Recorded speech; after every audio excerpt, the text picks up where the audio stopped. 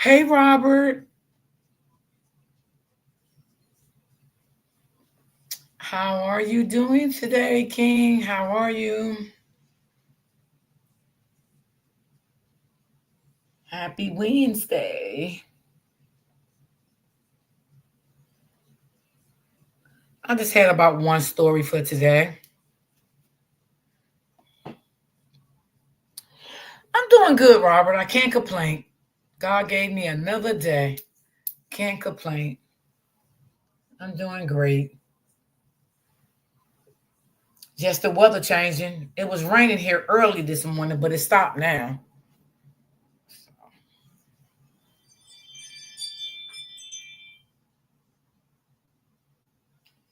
Yeah, it stopped raining.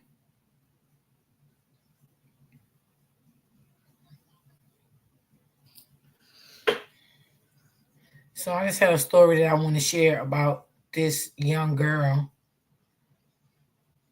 is fighting for custody of her sisters. Because apparently the mother is a non-fit mother. So yeah.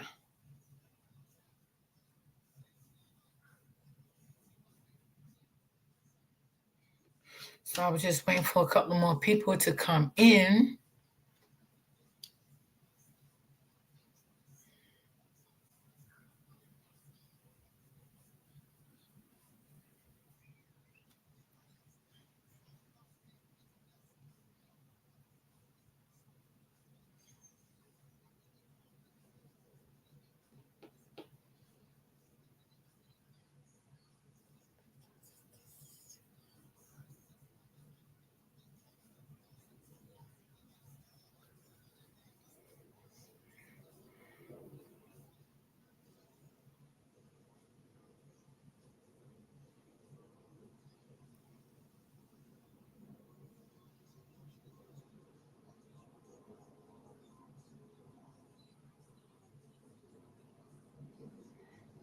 So maybe I'll just play the story, Robert, and maybe more people will come in and listen.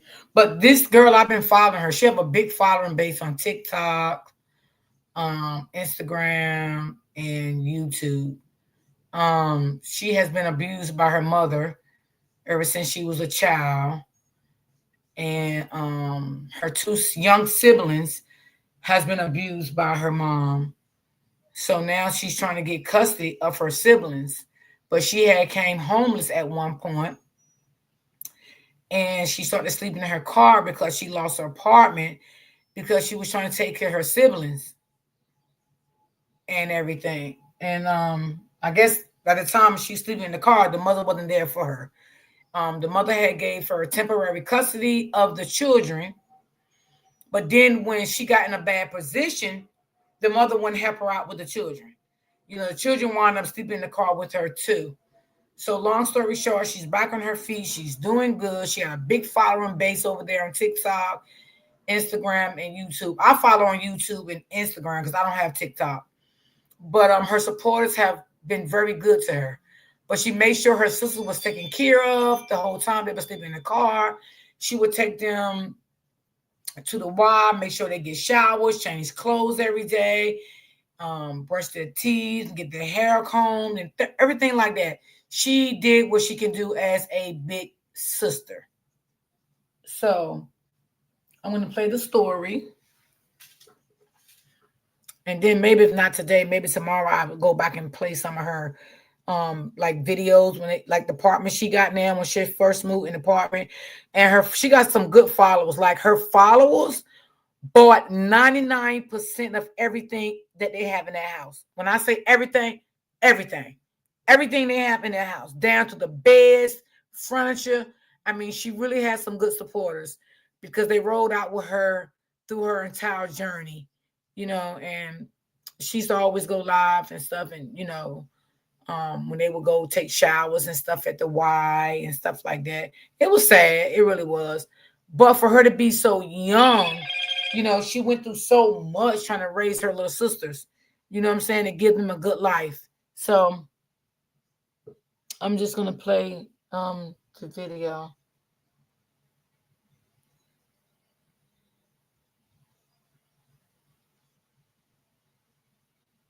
And let me know if you can hear it, Robert.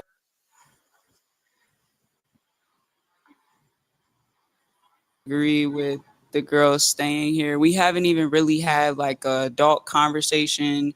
There's never a cordial, respectful conversation. She's always disrespecting me, insulting me, and I don't. These glasses are so bogus, y'all. But it just goes to show I need new glasses, and I'm gonna hang on to them until I get some new ones. But so I there is no cordial conversation. But I had text her, like I've received death threats. She has created fake Okay, pages. sis, She has drive safe, gathered whoever she baby. can Love you, gather sis. to Hey, comment under my Brittany. videos, negative things, DM me, all that, right? To pretty much mute me, to silence me from continuing talking about the true darkness of who she is as a mother, as an abuser to not only me, but my little sisters, all of my siblings, honestly. But as y'all know, my our other two siblings who are adults, they have not waken up to their own trauma, and they enable mom and they're on mom's side. So that is what it is. But so they want to silence me. They want me to remain mute because if I do, it benefits them. If I don't, then people see, for who they are. But it, I think people confuse the point of me being so loud about the abuse. It's me, dealing with this for 5 years, and for like 3 years, 3.5 years, I did it silently. I couldn't even wrap my head around the fact that this was our mom. Like, I couldn't. And what she was intentionally doing to hurt and abuse me, because the abuse was with me a lot until it started to then shift towards my sisters. So, without getting too much into it, because there's gonna be so many other videos where I can catch all up Hey, for real on YouTube because they're longer videos. My point is, after mom was fully aware of us sleeping in the car, and she acted like she was so mad about it, you know, left a voicemail on my phone telling me I needed to bring him back right then and there. She was going to the courthouse. So I waited for her to go to the courthouse because that is the reason why I had her sign the temporary guardianship, which was signed in April all the way until August 1st, because she will change her mind. And if we're going off of her word is never consistent. So she would have said, yeah, like she said, yeah, they could go to Arizona with you, right? But then once I got here, would try to say that I kidnapped them, would try to get me arrested, would try to do the most, right? So I did that not only for my sister's protection, but for my protection, because she can't. I thought I was under the impression that that paper was just paper. She could rip it up and be like, okay, and just say, I no longer agree to what we signed, and that was it. But the lawyer let me know that no, that's not the case, because what she signed is till August 1st. So, but she does have full custody. So if she truly felt her kids were in danger, I'm unstable, I'm lying to get money from people, using my sisters, all these other things, right? She has nothing but And y'all, she wanted to block the mother from her phone, but she couldn't because that would be used against her in court. Because the judge could have said, okay, she tried to reach out to her two children. You had her blocked. Why would you block her? So she kept going, she just kept taking the abuse from the mom because she could not block the mom from her phone, right? And she also tried to get her sisters, the two little sisters that she's getting custody of, to talk to the mom. They did not want to talk to the mom anymore because the abuse that the mom put them through. So let's finish. And she did retain an attorney. The attorney cost her a lot of money. So right now she is in a battlefield with her mother, with her two siblings. And I'll let her say it. but negative things to say about me, even though I have her kids more than she does, and she willingly gives me her kids. If I'm such a danger, then why did you not go to the courthouse? Mind you, this situation I about Roy posted a video that we went from sleeping in love Airbnbs me for real. and What's going on, hotels baby because it girl? got How too you doing, expensive that we sweetie? had no choice but to start sleeping in the Hey, car. Lisa. Lisa, stay here because you might like this story. This story is about this young lady. She's a big TikToker. She got a big following base on TikTok, Instagram, YouTube. I don't follow her TikTok because I don't have TikTok, but I've been following her throughout the whole entire summer. She became homeless, y'all. She was sleeping in her car. But before she became homeless, she did have her own apartment. Her mom gave her temporary custody of her two sisters because she was not doing well, which is the mom, right? This sister was not doing well neither, but she took her sisters because the abuse that the mother that the kids was adoring through the mother, right? She lost the apartment. She couldn't afford the apartment anymore. So that transpired for her and her sisters to sleep in the car.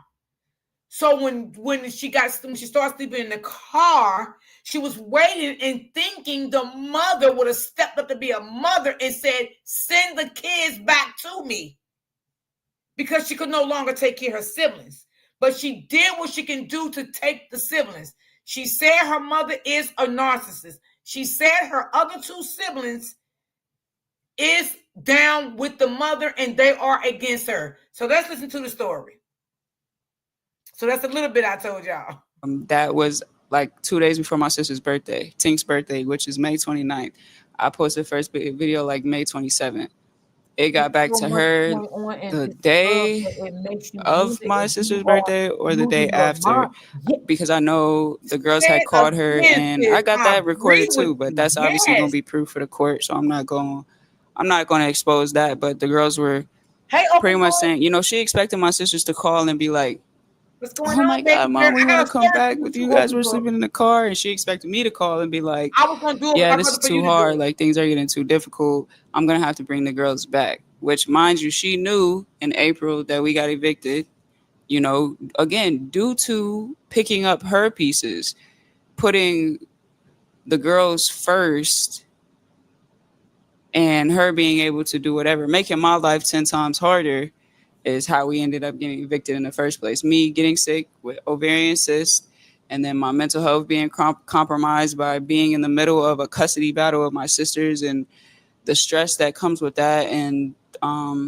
the judge ordering them to go back to our abusive mom. Like, I speak of it with so much ease and so much grace, and I articulate it, you know, in a very calm way, but that was a very heartbreaking season to live through. It really was. So that's how I became evicted, you know. And a lot of people, they're going to run with their narratives. You know, they think because I created a GoFundMe and, you know, people blessed us on the GoFundMe, that like that makes or break who we are as people, and like we're just and it blew up, y'all, because taking out handouts. Like, I've been the main provider of my family. My Hennessy worked before she sacrificed, left New York to come to little old Bloomington, Illinois. That is her girlfriend. To help take the weight off of everything that I was handling, because she knew I was about to dive deep into going to court, then being a full-time single mom to my sisters, because parents aren't helping, other siblings aren't helping, nobody else was helping. On top of trying to provide full-time and be present. So she sacrificed all that to come here, well, to Bloomington, right? Before that, she was doing her thing. She was making her own money. We've always worked. Like, come on now, y'all just be coming up with anything. But it'd be people that don't even know us for real. So create what you want to think. I'm not really gonna waste too much time addressing that. My point is that I've always worked, and everybody knows that. But the moment she just spent $6,000 or $5,000, y'all, for an attorney out her own pocket because she's trying to fight for her sisters. The sisters is, I think one is 8 and one could be 11 or 10 or something like that, but they don't want to go back to the mother. So she's fighting to keep the sisters. She was afraid because as of August the 1st of this year, the court order that her and the mother agreed to was up. So she was afraid that the mother was going to get her arrested for kidnapping the girls. So she begged her mother to send more documentations to her stating that she can still have the kids and start the kids in school. But the mother refused to do anything because she wanted her arrested. The mother said that people was on TikTok sending her things that this daughter was doing to make money off the two little small siblings, which is a lie. She came out here and she told her story and she blew up, y'all. And then when she blew up, when she finally, and I'm going to take y'all back to when she got the apartment that she's in. When she got the apartment that she's in now, where she's sitting, thousands of people all around the world came through for this girl. When I say this girl did not have to buy anything for her apartment, she didn't have to buy anything for her apartment. She was making sure her sisters get baths, getting fed every day. They was homeless this whole summer. And probably before I started following this story. So she was doing pretty bad trying to raise her sisters. God blessed us for literally the hell that we've walked through for years. You know what I mean? But specifically like with Hennessy being involved, we've been together for almost 3 years. So a couple years of literally walking through hell and doing it silently. God gave me the strength to open up about this out loud.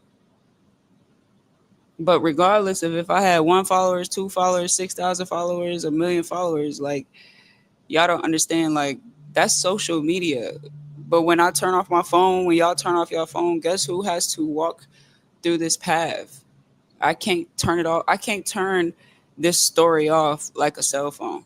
Like how y'all could watch my video, y'all could either like it or hate it and do what you do with it and continue on with your life. And it's like watching a movie of my life. I'm not watching a movie in my life. I'm living through it. So,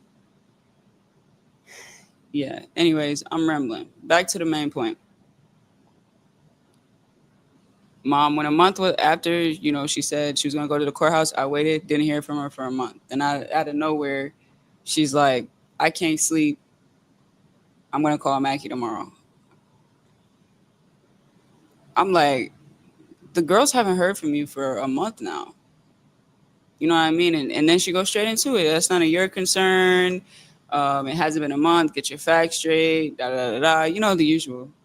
So, with her, I'm not allowed to have an opinion. I'm not allowed to speak my mind. I'm just supposed to be a yes woman to her. I'm just supposed to do whatever she wants me to do. Yeah, I have her kids. How does that work? She wants to have control of everything, but like, you don't have your kids. You know what I mean? You abuse your kids and you think I'm just supposed to be like, yes, no, nah. So, and then from there, she just continued to not reach out, not talk to him, and then try to blame me. Said that I'm the reason why she don't call her kids because I have brainwashed them and I have created a bind between their relationship. Let me tell you something. Can't nobody create nothing between me and my kids if I have full custody of my kids. If you talking crazy about me, disrespecting me, or I feel like you brainwashing my kids, you will not have my kids. You will not have guardianship of my kids, period. Facts. Especially, and then if you blocking communication, and I was thinking it was going to be something innocent, I'm going to the courthouse. The guardianship will be terminated. I'm coming to get my kids. I don't care if they were in a different country. You're right. That's how I step.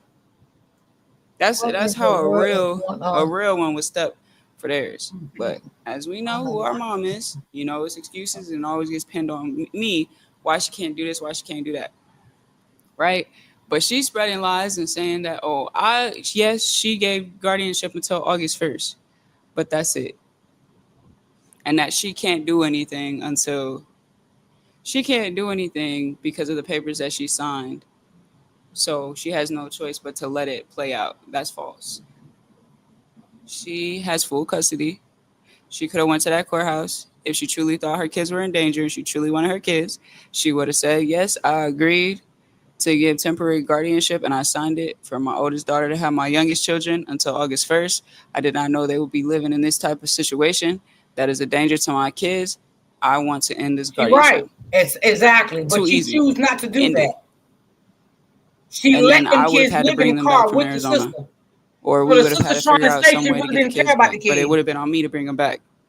It would have been my responsibility. The judge wasn't going to deny that.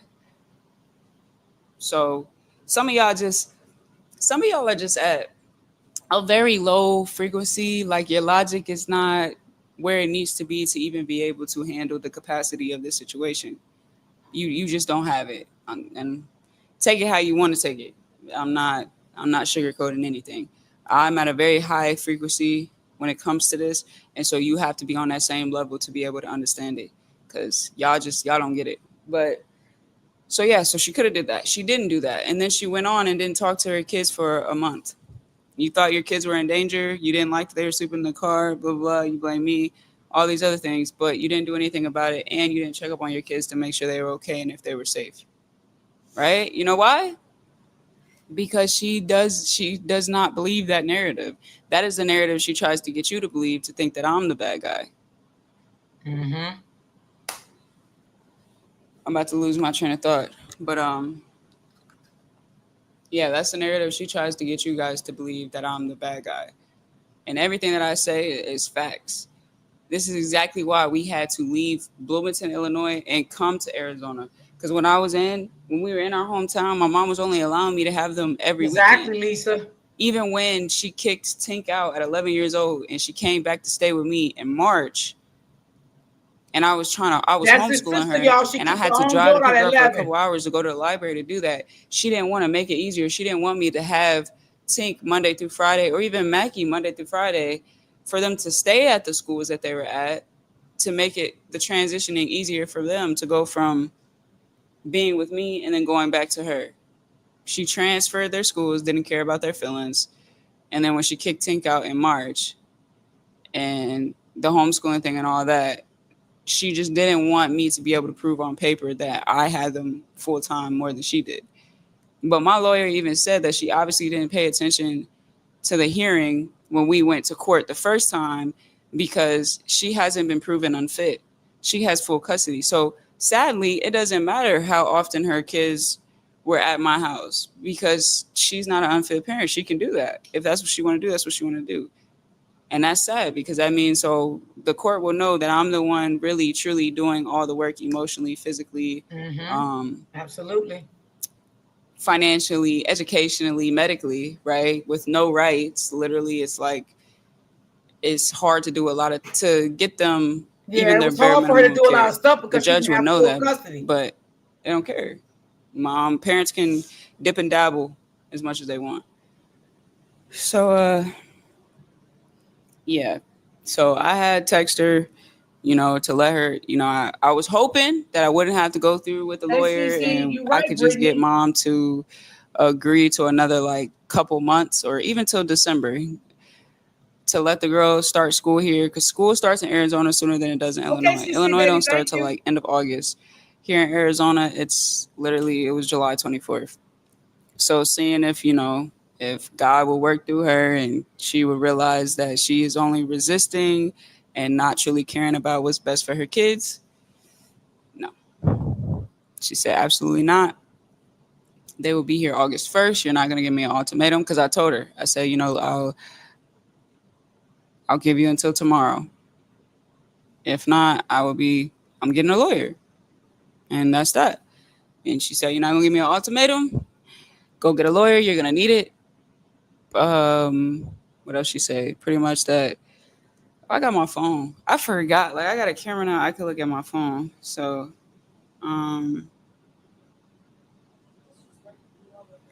yeah, because this is what I said. I said, this is my last time trying to come up with an agreement with you so they can stay here like they want to. They love it here in Arizona and have told you over and over again that they want to stay.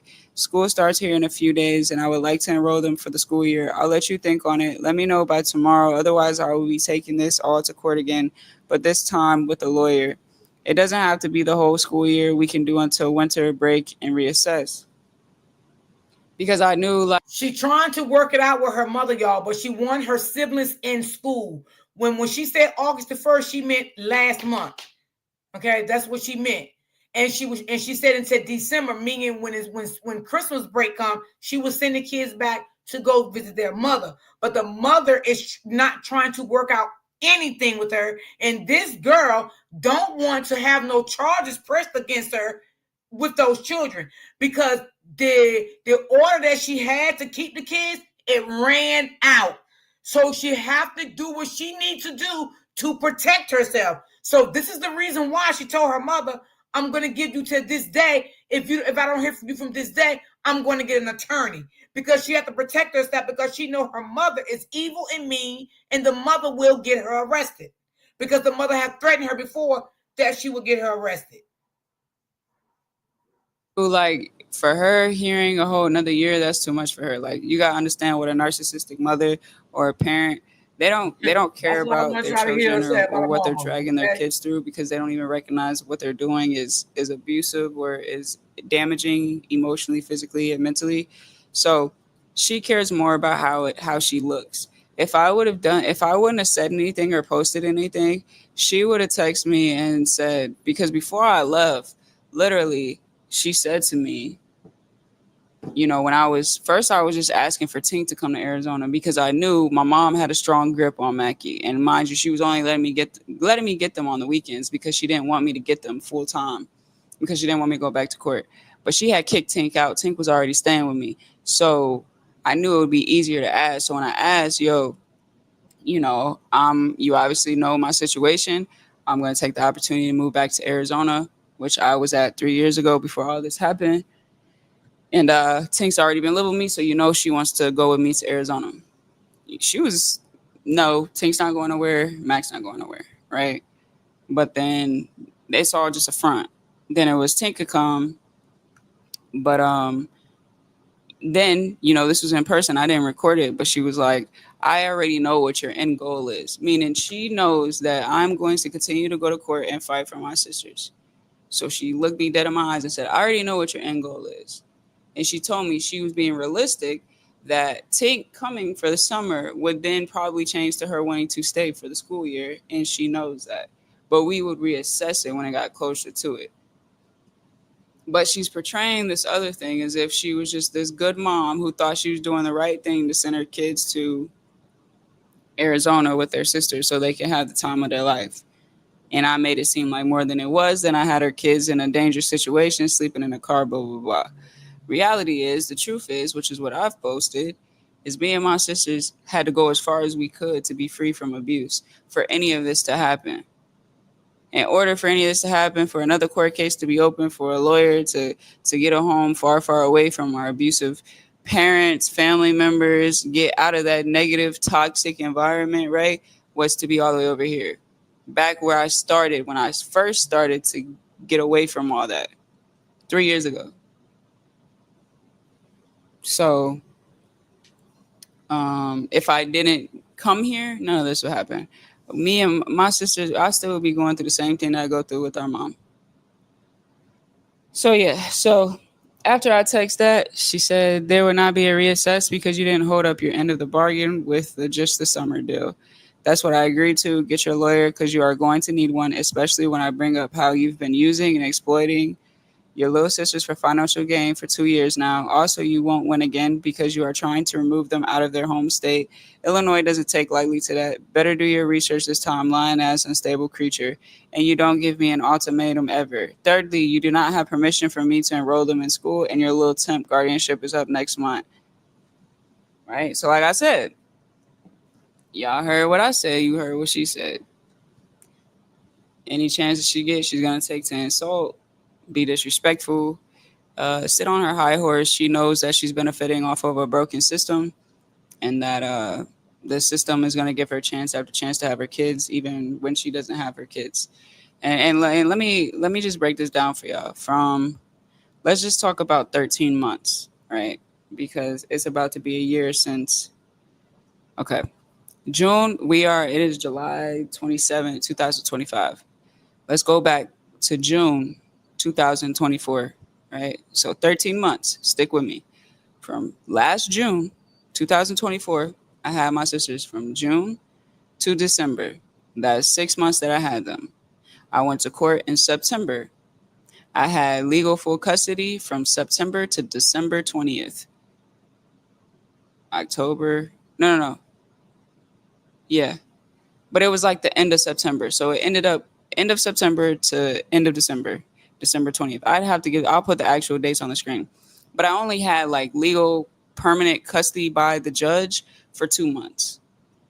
So from June 2024 to December 20th, 2024, that's when the judge ordered my sisters to go back to our mom, right? So I had them from 6 months till December. Girls went back to mom December 20th, and then she kicked Tink out by March. It was like March 31st, because Tink, the reason I can remember these dates is Tink had her first knee surgery ever, March 21st. I'll never forget. She kicked her out a week after that, literally for spring break. I had them for 2 weeks. I had them the whole spring break in March. The whole spring break. Tink came back. Don't want those kids. Exactly. March 31st, literally, because that was the day, the first day I started my new CEO job, driving for driving city buses in Bloomington, Illinois. Exactly, Lisa. That day, I literally got voice messages from Tink of the whole conversation of mom kicking her out and the whole argument. For those children and loving her sister. So, from December 20th to March 31st, January, February, March, 3 months, mom had them. But I had them half of December break, 2 weeks for spring break, and I would have them every weekend. And then I would have them a little bit in between because I would take Tink to her physical therapy, her doctor's appointments, and she would slowly come to my house more than often before mom kicked her out. From March to April, I had Tink. April 27th, I got both of my sisters again, and that's when we came to Arizona. Well, y'all know we stayed in hotels in Bloomington from April 27th until we didn't make it to Arizona until March 17th, right? So from April to now, May, June, July, I've had Tink since March to now. So I've had Tink for 4 months, Mackie again, both of them for 3 months. So from June to December, 6 months. March to end of July, almost August, will be 4 months. 10 months. Out of 13 months, 10 to 11 months, my sisters have been with me. And that is going to be my biggest thing that the judge needs to look at. Because mom just tries to get little pieces, and she's going to try to focus on these 3 months. And even if she does, it's not going to look good on her end because she did nothing about it as a mother. If you truly felt your kids were in danger, why do you keep giving them to me? Why do they keep ending up with me? Why didn't you go to court to end this guardianship if you truly felt I was in danger? Because you don't.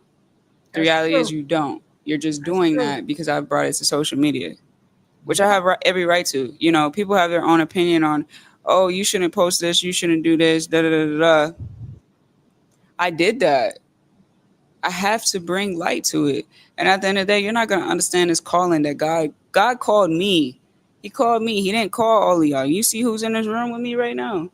If he called this to be a tag team type of thing, or for a bunch of people to have their hands in it, y'all would be surrounded by me right now. The only people that's surrounded by me, my love over there on that couch, Chanel, and my sister's sleeping in their room. That's it. But the biggest person that was called to this was me. So you're not going to understand it. You're not going to understand what, and I'm not here to get you to understand the vision. That's way above. Like, literally, you know what I mean? I'm not putting my energy into that. I'm putting my energy into doing exactly what God tells me to do and gives me the strength to do. So nice for them. That's that. You see it how you want to see it, negative, positive. That just comes with social media, and I'm learning that. So yeah, you know, she said that, and that was days after, mind you. That was days after. I knew when she seen that message. I didn't know if her phone was off or like she didn't receive the message or got a different phone or whatever, because we aren't in constant communication. Because normally she takes every chance she can to disrespect me. You know, normally I would have her blocked, but obviously in this situation I can't have her blocked, which is even worse because she knows she could send me whatever. So I didn't know if she just didn't receive it, because 9 times out of 10 she'd be ready to respond quickly and disrespect me or do whatever she wants to do. I didn't hear from her for a couple days. So of course, that next morning I said what I was doing. But that Friday I met with the lawyer, the consultation again, to see what it was looking like and to get the price of everything. And it was 5,000 just to do a regular guardianship case. It was 6,000 if I wanted to do emergency guardianship. Damn, that's a lot Right. of money. So I thought on that because that was just overwhelming within itself over the weekend. I thought on that. And that's why I reached out to mom, hoping that I wouldn't have to go that route. This route is tiring. It's very traumatic. It's re-traumatizing. Me and my sisters it hasn't even been a year since we went through the first court thing. You know what I mean? Like, it's something that I genuinely do not want to do. Believe it or not. Like, nobody wants to do this. Nobody wants to go through a custody battle to try to prove abuse to a Just want the system mother that to give has the kids to made her. it clear they don't care about But abuse. it's They're not gonna gonna give a happen parent that way. chance But after you have to chance. go Like, for that is a lot on me that y'all don't realize. So, yeah. So I was hoping that she would, be like, okay, they can go to school. We'll just do it to December and we'll reassess. I'm not gonna. I'll speak on it now. I might cut it out, but I think y'all know that. Like, I'm not. she did cut a part out. I So I don't know what am it was very for. intelligent, and God has provided me with a lot of wisdom, which also shows how deep I really have been in this. I'm not in the beginning stages, and you could tell. This is 5 years of doing the same thing over and over again. So yeah. So I was hoping I was hoping God would reach her, and mom would be like, yeah, but I knew at the end of the day she probably wasn't. She didn't respond. So I ended up calling back, had them send over the contract, and I sent over the 6 bands for the lawyer. She ended up texting me. She texted me a couple days after that, saying like, I don't give her an ultimatum ever. And so I didn't respond. She called me a lying, lying ass stable creature. Y'all know what she really wanted to say. She said creature because she knew that was going to be in court. This lady wanted to call me every name in the book. And she has. In person, she has. Because I don't, believe it or not, like, y'all think I just whip out the phone and be like, here she is, y'all. Like, just feeding for content. Nah, I do that for my protection. Because she would lie. She has tried to get me arrested. She's tried to lie and say I threatened to put my hands on her. Like, this is a white woman who has biracial mixed children, black children, right? And benefits off of a racist system. Crazy. Like, why would you even try to put me in the hands of police officers? Why would you even try to put me in the hands of being in jail as a black woman? Like, why would you do that? That, like, I don't even play like that. And that's when I realized I was face to face with the devil for real. Like, that's when I realized my mom didn't even look at me as her daughter, and she doesn't. Me and Hennessy talk about that all the time. How sad it is. Like, she calls them her daughters, but me, nah, I'm treated like I'm her ex-husband. I'm your first child. So yeah, she said that. I ain't respond. I'm not gonna respond to it. What's to say? You know what I mean? Like, and then she texted me yesterday saying I need your new address. I looked at that message. What did you think I was gonna do? Like, you have had people send me death threats. You're lying. You're messaging whoever you can to get people to believe what you believe. You're Yes, they went through a lot of childhood you got my issues with siblings, the our mom. She other said siblings in that. the mix. You got people you creating fake pages and comment on my video every single day. You're harassing me at this point. And then you text me saying you need my address. I'm not gonna lie to y'all, and I'm not even like dragging it. She hates me so much. She would hire somebody to get me taken out. Damn. She would. My address is not safe for her. Damn. And I'm over. I don't care if I am over here in Arizona, you're in Illinois. Crazy work. Evilness has a capability to do anything, right? So I'm not doing that. I don't have to. Wow.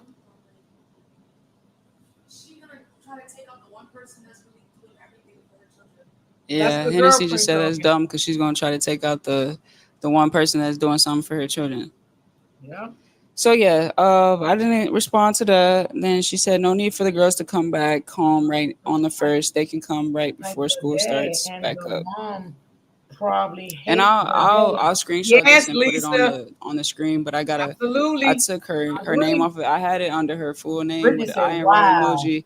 But I'll take it off because for court, you know, they need to see the actual number that I'm not lying or fabricating anything. So I'll take a screenshot of it and crop her number out of it. That's the thing that like That's true, Brittany. she she tries to make it seem like I'm her, like I'm hateful towards her, like I'm doing all these things. Like if I really wanted to use social media to create hate and stir up hate and navigate that towards her, I would have. I don't do that. I could have dropped her address, could have dropped her number, could have, you know what I mean? Like that's illegal to do. You feel me? But you know what I mean? Like even just don't care about what's illegal. I don't That's operate from that facts. frequency. I don't even operate from that level. That's facts. It's Yeah, I could have put her picture. I could have, you know what I mean? Her whole name, whatever I wanted to do. I'm not doing that. I'm literally just speaking on my story, my sister's story, and what we are enduring and what we are trying to free ourselves from, which I have every right to. You have no power to tell me what I can and cannot talk about. If you don't like the character that you played in my life, then you should have chose a different one. If you wanted me to speak more highly of you, then you probably should have treated me that way. I believe Cat This the Williams way said that, right? Aisha Don't kids quote gonna me, feel about but her. I be seeing people Shit. say he said that. So respectfully, if you wanted me to paint a different picture of you, then you should have been somebody different. Which is crazy because you had a free pass to pick whatever character you wanted to play in my life as my parent, and that's the one you chose, and that's the one you stand on. So you have no right. And this is for everybody who, you know, I understand my journey is inspiring Yeah, because I can guarantee you, it shows the Aisha other kids side of got it. some It shows trauma, the and they got survivor some side of trauma it, the and some warrior stories side of it. about her too. A lot of us are muted. A lot of us have been put through so much that we can't even speak on it. We can't even grasp it or wrap our head around it. It's so traumatizing to even think about Wow. that our own parents would do this and be this way because we've been conditioned to love our parents no matter what they did to us. It wasn't abuse. It was just, you know what I mean? It was normal. But when you just get a little bit out of that environment, whether you're going to a friend's house, you're seeing different family dynamics, you know what I mean? You're actually able to see the negative. Um, then that's when you're able to see things for what they are. But even then, the conditioned part of you wants to go back to protecting that because that's what you've been conditioned to Mm-hmm. do. So like I no longer do that, but it's been 5 years of reprogramming my brain, reconditioning myself that what I was programmed at, what I was conditioned at was not normal. It very much so was abuse, and I've been under abuse since a very young age. I've gone through childhood trauma since a very young age. I have experienced trauma from the ages as early as like 2 to 3, all the way up until Figure current that. date today. Mm-hmm. So I just want to inspire survivors, people who are trying to break free from generational curses, trauma, abuse, and so scared to even speak on it because of what the cold world will say. Focus on your story. Focus on, you know, God and what the voice He's telling you, and just stay to that.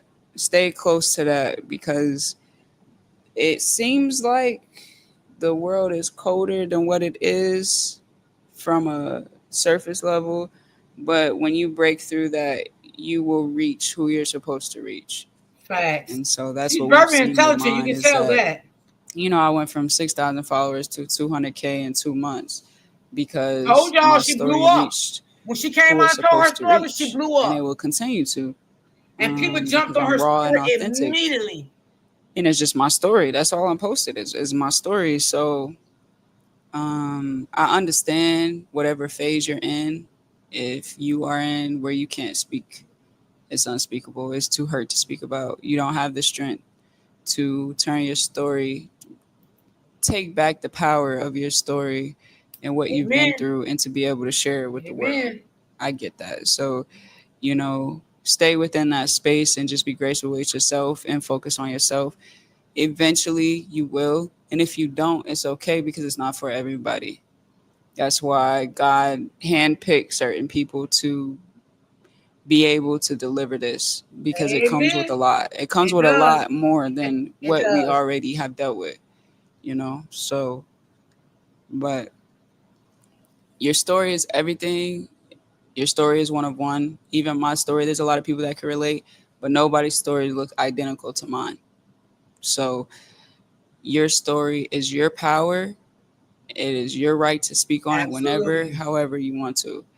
And those who have abused you, hurt you, did you dirty, they already had more control over you when you were within their presence, when That's they had right. access to you, when they experienced Y'all, you. can't y'all tell They she's don't get very to then intelligent? control and have power of Even how you after all heal, how she you been speak through. about it, how you deal with it, how you post about it, how you live your life. No, that ended the moment you cut yourself free from that and you left that in the past. So let that stay in the past. And as you're rediscovering the world and reprogramming and taking care of your nervous system and healing and just trying to find joy again, don't bring that to that, because if you do, it's going to poison everything that you try to do. And they don't have that power, and they never should.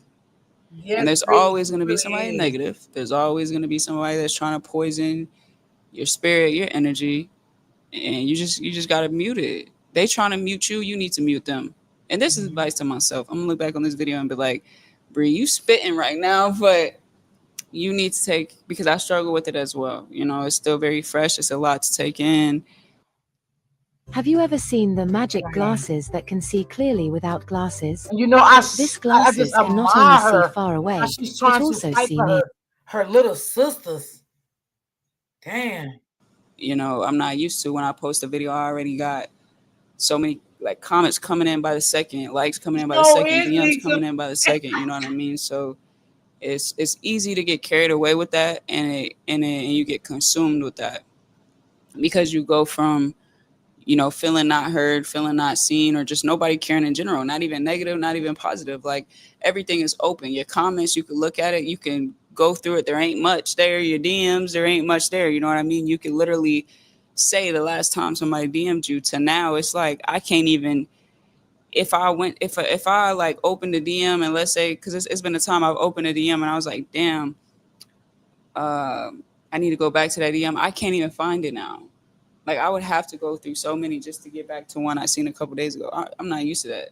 I'm in the beginning stages of, you know what I mean, going from a smaller following to a large following, and Yeah, so that's a journey within itself. that's Back to what what I she was got, talking about. y'all. For over two So, months. That's how many followers she um, endured just for her story, huh? and she blew up from What'd you there. say? She's all over Oh, her inconsistency. Instagram, Yeah. So she texted TikTok. me, that was yesterday, from my address, and saying no need to bring them back August 1st. They can come right before school starts back up. Instantly thought it was a setup. Knew it was a setup, because I've literally have gotten screenshots of her messaging other people saying that I will get charged with kidnapping if I keep them past August 1st. And I know that. I don't. Absolutely.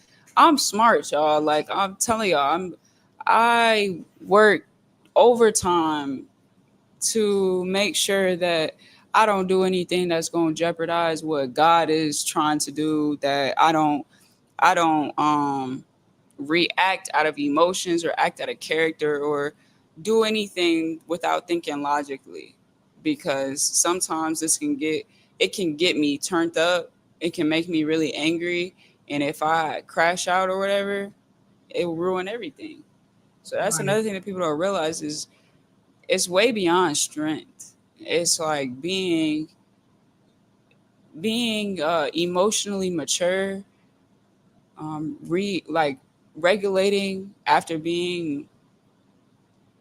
my emotions being dysregulated, or being dysregulated and having to constantly get back in regulation, and pray and meditate, give quiet time, take a break, to be able to then do things thinking clearly. Like, if I were to operate off of my first emotion or my raw emotions, we wouldn't be here. I'd be in jail, probably on a face pentagram. I'm not gonna lie to y'all. I got that dog in me, and I got a fire in me, especially when it comes to abuse. For my little sisters, it's different. They're children. You know what I mean? I'm an adult. At the end of the day, that's what people don't realize. As an adult, I'm no longer a child. I'm no longer necessarily stuck right? I have to find myself out to free myself away from my mom. My mom no longer can be like, oh, she's a minor. You're stuck with me. You got to stay in this house. You feel me? I'm an adult. So I could literally bog my mom, do all that, and live my life. With my sisters, I have to still deal with that abuse from my mom, not only towards myself, but my sisters. So when it comes to that, like, I'll be ready to fight. But we got a white mama. And she's trying to deal with it, y'all, until she can get full custody because she don't want nothing to backfire on her in court and say you wasn't allowing the mom to call the kids, which is her phone.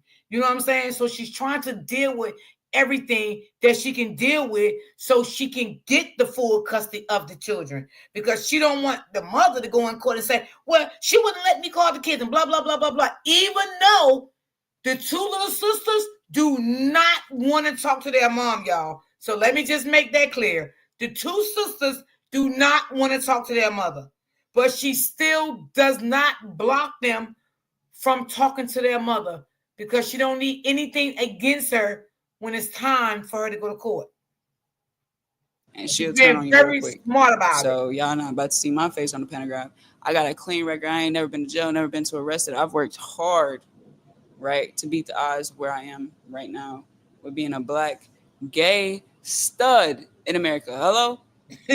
So she's nice looking. Instantly was like, absolutely not. You trying to get me charged with kidnapping? Do you think I'm stupid? Do you think I just paid $6,000 for a lawyer to be in jail? My lawyer even told me, he was like, I don't want you to face any criminal charges. I don't want you to get in trouble. So we got to see how we can do this. I'm like, what do you mean? He's like, if you keep them past August 1st, you can get charged with kidnapping. I already know that. Yeah, I'm like, I already know that, but I appreciate him being, you know what I mean? Because if I didn't know that, right, or if I just thought that that wouldn't happen, or maybe I was, delusional thinking that mom wouldn't do that, I appreciate him as a lawyer being like, you will face charges, like criminal charges, and that's not going to help this case at all. But I was like, oh yeah, no, August 1st, you know what I mean? If this doesn't get up and rolling, and I'm trying to prevent from my sisters having to go back August 1st, but I cannot do anything. I can't make anything go faster than it is. If August 1st comes before a court date or whatever, I know that I got to find my sisters back.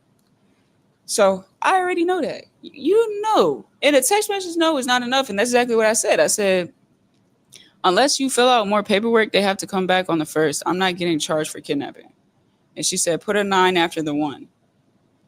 So it's the 19th. Why would I verbally say they can stay till school is starting to turn around and do that?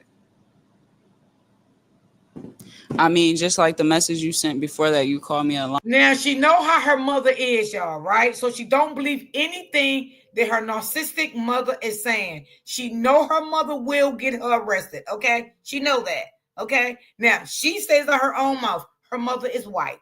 She's evidently, she don't trust the mama. Okay? That's what she said. All right? I got to see if she got some updates. Have they been to court yet? Okay? Because this happened before she got this lawyer, before the paperwork the due date was over for her to have the children. So I got to stay on this to find out when was the court date? Did the kids go back to the mother? Is the kid still with her? So I got to stay on this to find out. A lion, unstable as creature, said that we're not reassessing anything and they're staying till August 1st. And then today's July 27th. Yesterday was July 26th. You text me about 4 or 5 days before August 1st hits. And now you're saying something different, that they can stay pretty much another 3 weeks. Y'all, school, I had to look up when school starts back in our hometown in Illinois. School starts August 21st. She's saying to bring them back August 19th. So what time are you going to have to register my sisters, to get them physicals and everything that they need medically to start school, right? But most importantly, what time are you giving them to maneuver through being here, knowing that you're forcing them to go back there where they don't want to be after being in Arizona and away from you? What time are you giving them to adjust to be back in Bloomington? 2 days? Before then, they have to start school, something that is going to bring a lot of anxiety and very difficult for them to work through, right? Yeah, that's true. Huh? About me? Was it bad? Really? How'd you see it?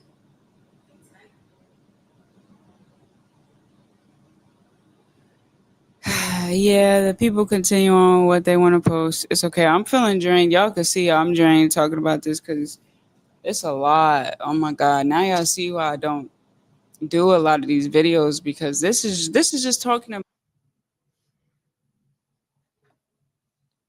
And y'all, she loves to have fun. Okay. This girl here loves to take her family out. She loves to have fun. Okay. She really, really do. Like she just wanted to get her story out. And wait a minute, I think she have another story too. Do y'all want to see what she hold on? Let me see.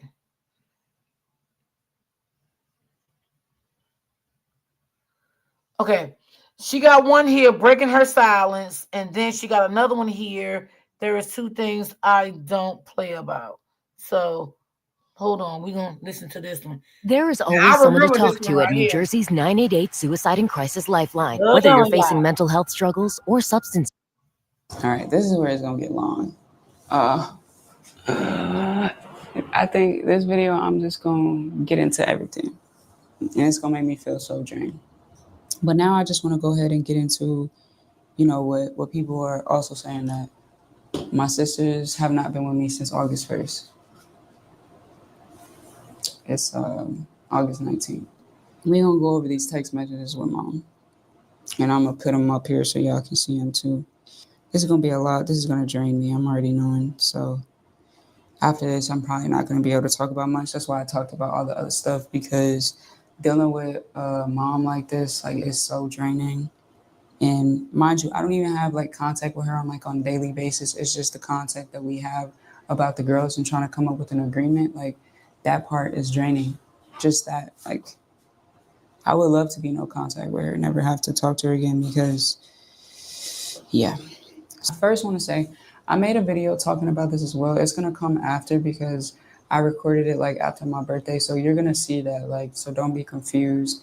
I'll be sitting in the living room talking about mom and like breaking it all down and like how she knew about us being in the car and didn't do nothing about it and all that. But let me just say really quick that I had mom willingly gave me temporary guardianship from April 27th until August 1st, right?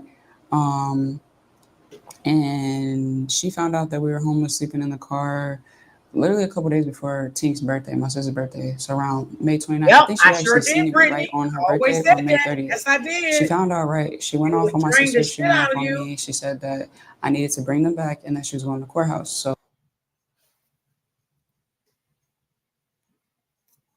Yep, they will. Hmm.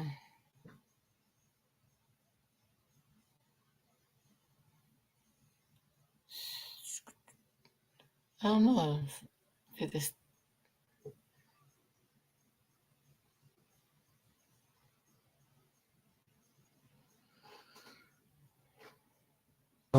she says a lot of inconsistent things. So I was like, okay, I'm gonna just wait for her to go to courthouse. Because if she goes to the courthouse, there's nothing I can do about that. They're gonna make me bring him back because she has full custody. She willingly gave me guardianship. She did not get her rights taken away. She did not get proven unfit. Any of that, right?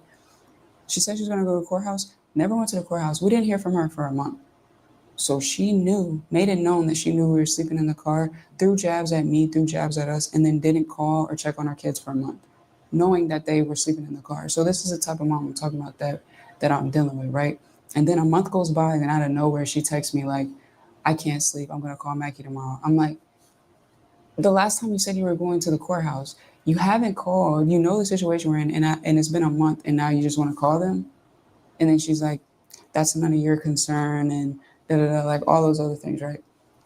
That is in the next video going into that. I'm specifically going to talk about how she went from saying my sisters had to come back August 1st, me trying to get an agreement with her, and then her going back and forth and saying that they could stay. So, Sunday, July 20th. This is my last time trying to come up with an agreement with you so they can stay here like they want to.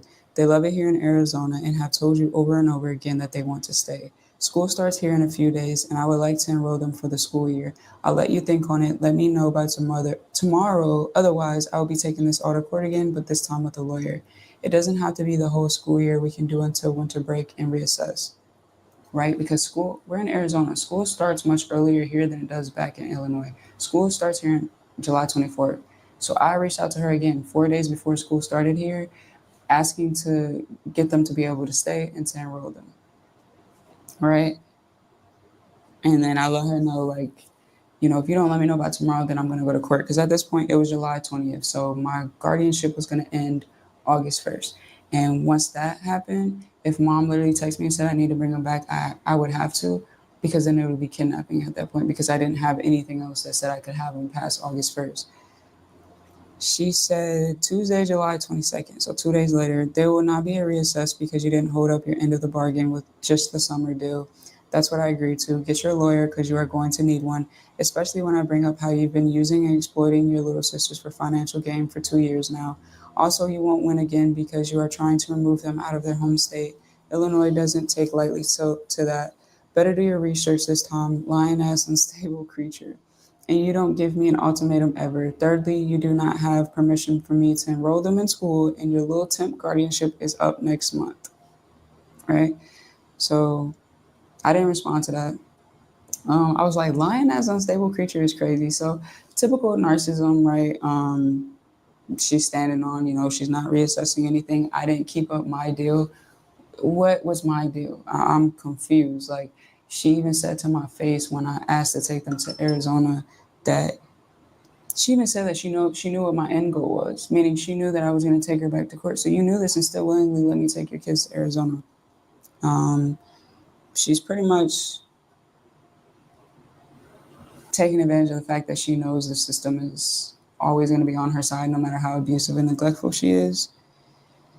And really, it's just a lot of it's a control kids thing. have I don't want went my through this with kids, their but I don't want parents, you to and have my probably kids. still Yet you is. have my kids. That's why probably a But lot I of just want to kids hurt you. don't, It don't make sense. So I didn't text back. I'm just like, all right. I did at that point.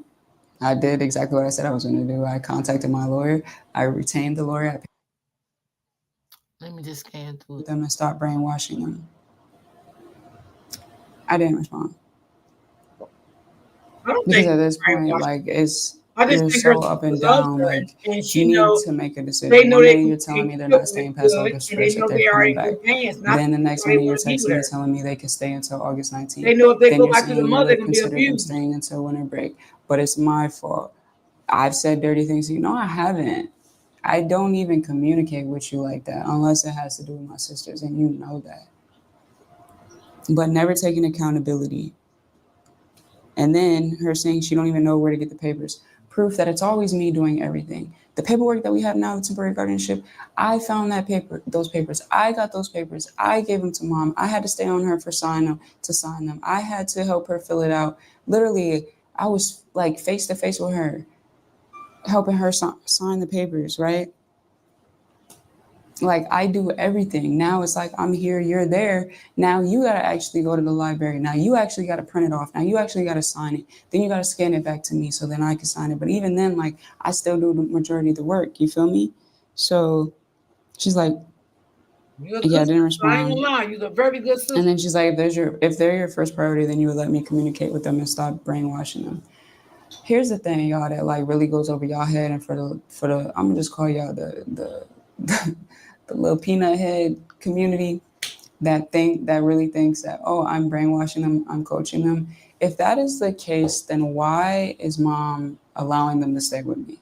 Like, answer that for me. Mom has full custody, right? I just had temporary guardianship willingly given to her. Her rights have not been taken. So if I am such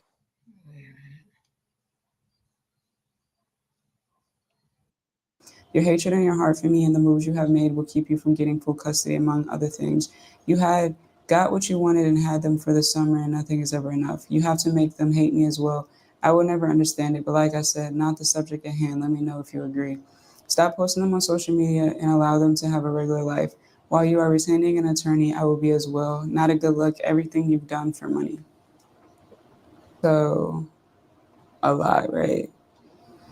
I sent a long message.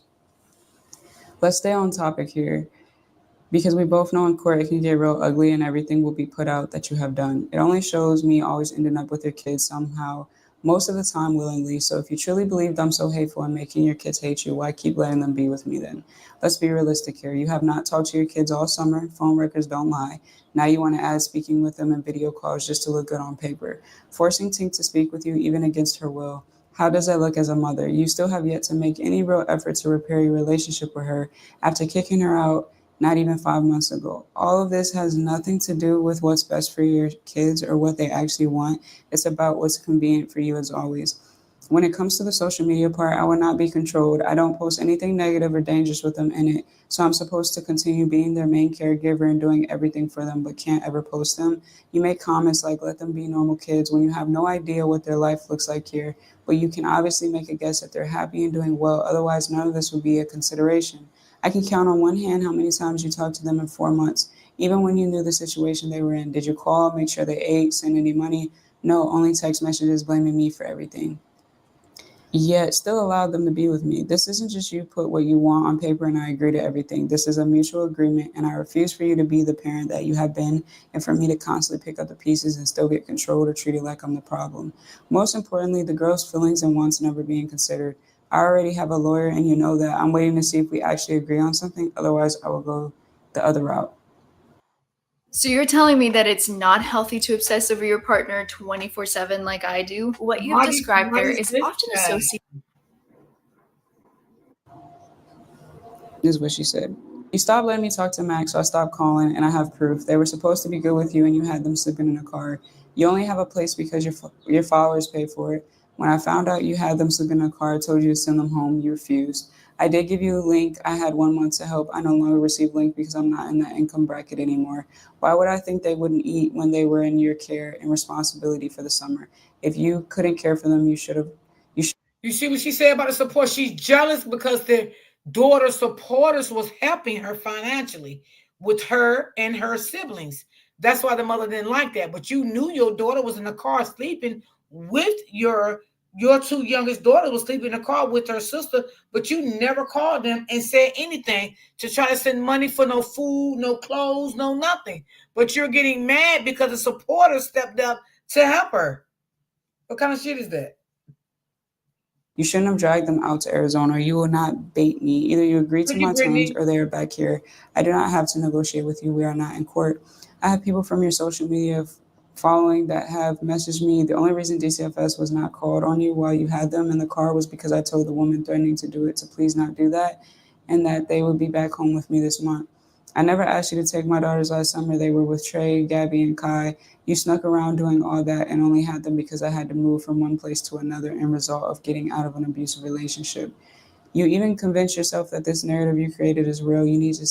Yes, y'all. One of her hater supporters reached out to the mom and told the mom that they were going to call CPS on the sister for having the kids sleeping in the car. But the mom told her, don't do that. They're going to come back next month. They're not back yet, right? They still with the sister, far as I know, because I have to get an update. But you knew that before the supporter even reached out to you to tell you that. So why didn't you take the kids then? Because you know you did not want those kids. You know that. You just didn't want the lady to call CPS on your children, in which that's understandable. Okay? But you wasn't doing your job neither. Okay? You really didn't want CPS in your life because you knew that the CPS probably would have been called on your daughter for them sleeping in the car. You probably would have known you'd have lost full custody immediately of those girls. So that's the reason why you really didn't want that lady to call CPS on your daughter for them sleeping in that car. Let's be real. To seek psychological help. Tink doesn't want to speak to me because you brainwashed her for 2 entire years, told her she did not have to speak with me nor respect me. Not at all. You are the one doing the damage, making them think they have anxiety and PTSD as if you are a doctor. So since we do not agree, what is the plan to get them back here then? Lastly, you didn't consider Max's feelings when she was back with me last December. She made it clear that she wanted to be in both of our lives, and you still keep pushing to try to remove me completely. It won't ever happen. I am their mother and haven't ever abused them. The judge told you last time there would be visitation and they would be seeing their mother, who is me, not you.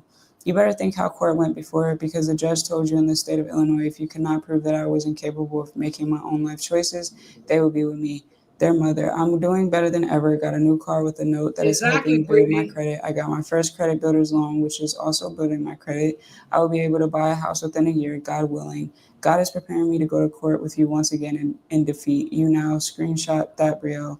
And since when is Gucci perfume for your girlfriend and Beats and necessities? You and her are some artists, some scam artists, sweetie. Let me know how much either gas to get them back cost or plane tickets. And you care so much but won't bend to allow me to still communicate with them just to disrupt their lives once again. So you can see, again, the narcissism coming out, right? No accountability. It's me the problem. And she constantly brings up the GoFundMe. You're bringing up cologne and Beats. First of all, the Beats were for the girls.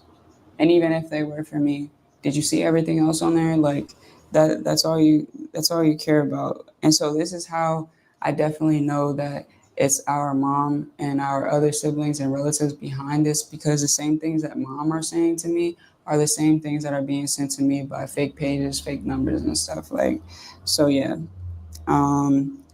That's a lot. I didn't let her stop talking to Mackie though. I had to leave the communication open. I didn't really want her to, but like she already, like, you went ghost for a month. You didn't call. You never do. So I can't block out any communication without having like legal permanent custody or temporary custody. Like I have guardianship.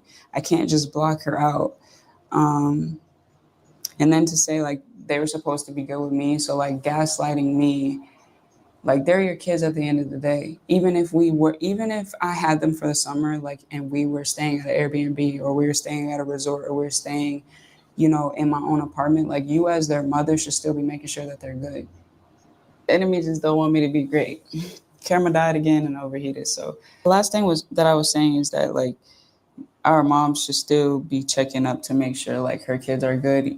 Regardless if they're, supposed to be with me. Yeah, they're good with me, but like you're still their mother. So, and then you knowing that we're in the car in the situation that we're in, it was one of those things. She was just sitting there clapping, like, happy that I was in that situation, but your kids are also in that situation. And I'm your kid too. You don't treat me like it, but like, you know what I mean? So she did not give link. You can go back and look in the videos where me and Hennessy was talking about it. She sent a message to make it seem like there was $150 on there for us to get groceries. When I went to order it on Instacart, there was $16 left. So, no, wow. She gets child support. She gets child support from my sisters. Did she send $20 here and there, or $50 here or there, or anything from the child support? No, because she lives off of the child support. Without the child support, she would not be able to do anything. And so even though I have your kids, like you still should be providing for them because you are their mother at the end of the day. You always leave me to provide for them. And me and Hennessy have to bust our ass to do that. She said that she asked for me to bring them home when she found out they were sleeping in the car, and I refused. Like I said, you're the mother. You can go to the courthouse. You tell the judge. I did get my oldest daughter. I willingly let my oldest daughter have temporary guardianship, but I just found out they're sleeping in the car. My kids are in danger. Your rights didn't get taken away. You have full custody. The judge would have been like, okay, guardianship ended, and I would have had to bring them back. If I didn't, I would get kidnapping. So there's really no excuse for that. That part you willingly knew, and if you truly thought they were in danger, why didn't you do anything about it as a mother? But yeah, gaslighting. The usual. She said gaslighting. And the whole DCFS thing. Like, trust me, that was something I worried about with posting about us sleeping in the car. But then I reminded myself, like, me and my sisters are literally, we're in this situation because I'm saving them from the abuse and neglect. And I have audio messages, I have videos, I have text messages, I have proof on top of proof, you know what I mean? But still, it was like, I still was just a little scared. But God obviously, reminded me that all of this was supposed to happen. Like, DCFS cases were open so many times on my mom, and they got closed. It got brought up in court. And you know, the GAL said that it was assigned to be the voice for my sisters. That, oh yeah, DCFS cases were open, but the kids weren't removed from the home. So DCFS is a joke. I used to be scared by DCFS, but I'm not, because I literally have seen them fail my sisters and fail so many other children. It's a joke. I don't, I you know what I believe mean? that. So I definitely believe that. nobody, if people wanted to call DCFS, they were going to call DCFS. They weren't going to call it because you did anything. Yes, Lisa. Yep, Lisa. And then the part where Absolutely, she I said, I agree never with asked you you. to take my daughters last summer. They were with Trey, Gabby, and Kai. So Trey is our brother. Kai is our other sister that's an adult. Gabby is our brother's fiance. Real quick, I'm going to try, because this is gonna take a lot. Let me break it down for you as fast as I can.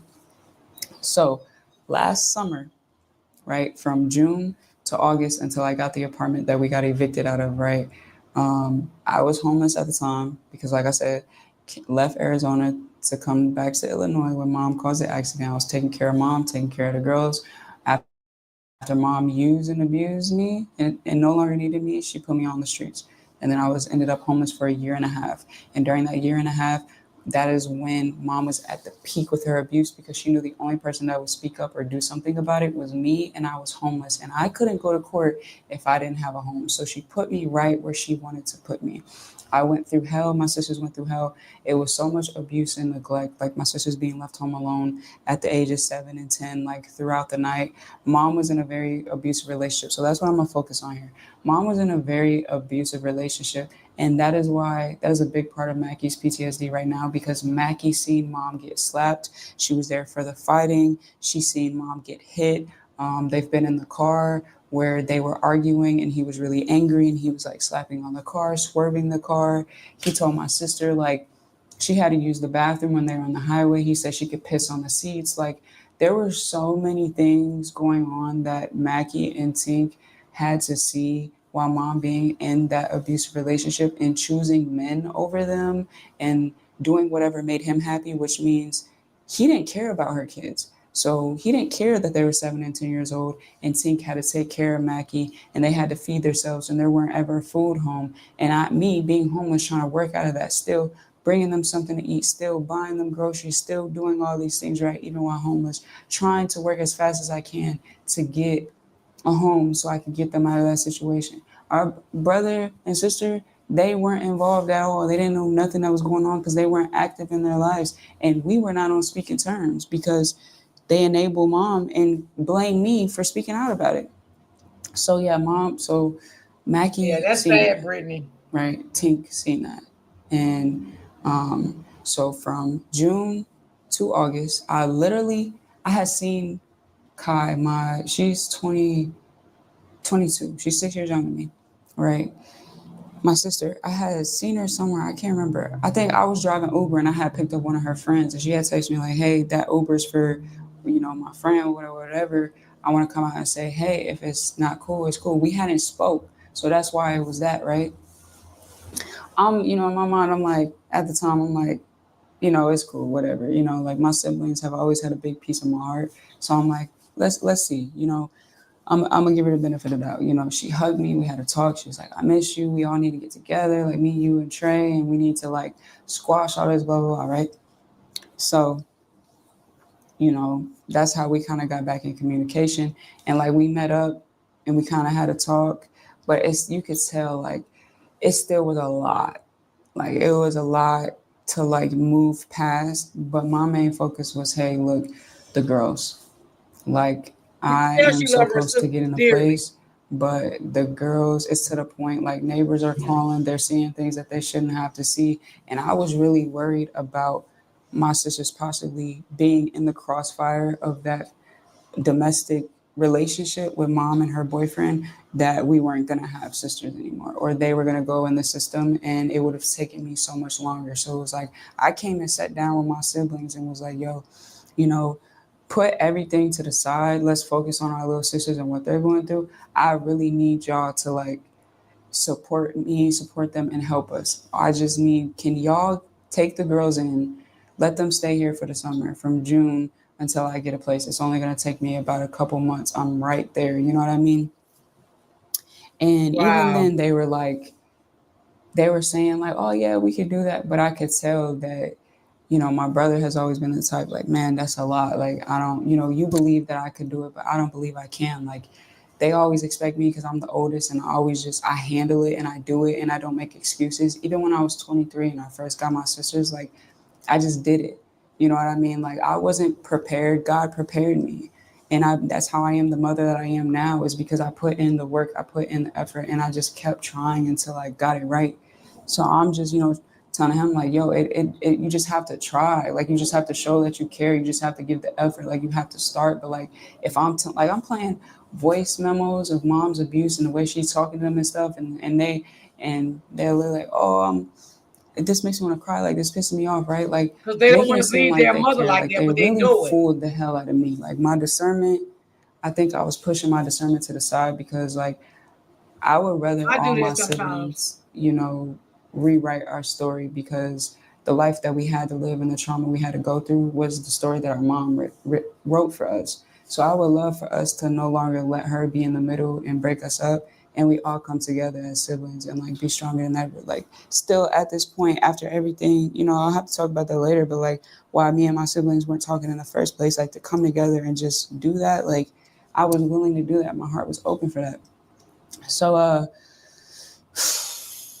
yeah, so I'm like telling them like, yo, it's serious. Like, I need you guys to help out. Like, all the other times I've had my own place, the girls have had their own room, so they never had to step up like at that capacity because I always handle it. This was the first time I had ever been in a situation like that with no home. You know what I mean? Like, and it was at the hands of our mom. You feel me? So they still were like, so then I threw in there. I'm like, okay, well, because they'd be like, oh, well, we work and like it's gonna be hard to do this and do that. Mind you, my sisters were in a summer camp. Mom had put them in a church camp. So they, from Monday to Friday, they would go to summer camp from as early as 7:30 to 5 p.m. So really it was just about, having to get up a little earlier before you go to work, drop them off at summer camp, being able to go to work and just pick them up. You know what I mean? Like, it wasn't like you had to be with them 24 hours a day. So I threw in there, since I am the main one that takes care of them, okay, how would you feel then if I sleep on the couch as well with them and I can be the one that takes them to summer camp? I'll go drive Uber. In between that, I'll pick them up and then I'll be there at nighttime to make sure, they're showered, they're Doing fed, all and all this, this y'all, other for her things, right? sisters. And it also was like, I am sleeping in my car, you know what I mean? And they're making it seem like, oh, well, we don't want you sleeping in your car, da da da da. Like, yeah, it's cool, right?